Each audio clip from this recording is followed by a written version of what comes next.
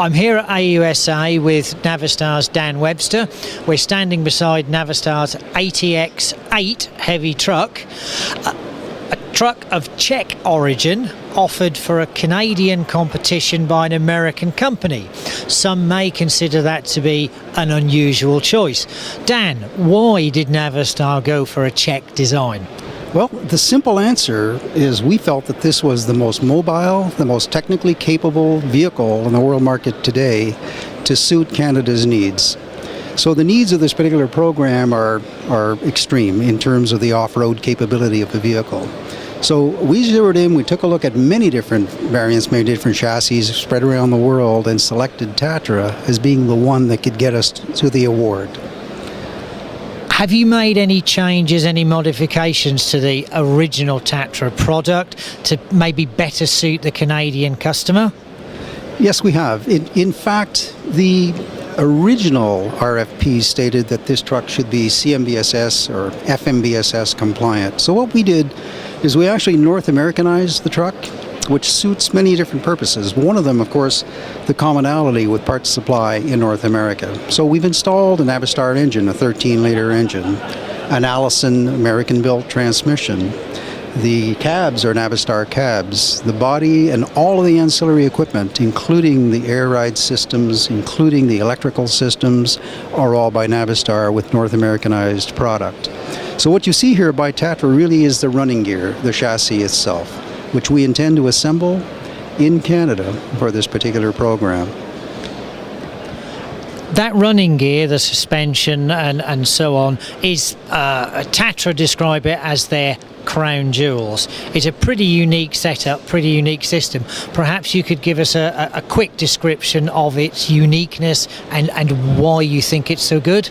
So, the truck is built on what's known as a backbone, or call it a torque tube if you will, where the output of the engine through the transmission enters a transfer case which transfers power to the front tandem steer assembly and the two rear drives through a 12-inch pipe. The beauty of this is, of course, as you know, most vehicles are damaged while in cross-country application by rocks and boulders and tree stumps hitting the transfer case or hitting the drive shaft assembly and disabling the vehicle. So this particular unit is built across on this backbone. The backbone itself supports a frame rail forming a triangular shape. That triangular shape is literally an unbendable device which renders the truck extremely strong, and its result bending motion is not transferred to the load or the occupants. So in terms of ride, mobility, and comfort for drivers, it is second to none in its class in an off-road configuration, or an off-road application, if you will. Putting this vehicle on-road, on highway, is even better, because we have a complete torsion-free type assembly where all of the vibrations and twisting are taken up by the suspension and not transferred to the payload or the drivers. The other really interesting feature of this is the incredible wheel articulation. Each differential assembly is built with axle shafts that actually travel in an arc relative to the central differential assembly. Each axle position has twin crown and pinion assemblies that travel with the stub shafts. And so therefore you have a full independent air ride, air systems running at 180 psi, capable of giving us as much as 16 inches of wheel travel independent of one another. So again, its ability to go cross-country and carry rather heavy loads cross-country is second to none in our opinion at Navistar. So indeed, the selection of the venture with Tatra and ourselves to North Americanize was really based on providing Canada with the absolute best of mobility that we could find in the world market.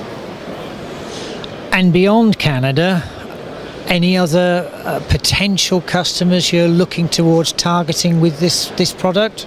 Yes, there are several customers there at this time. One of them, of course, being South Africa, and there are several others in Saudi and in Israel. And so there's many different applications for off-road capabilities that this truck provide.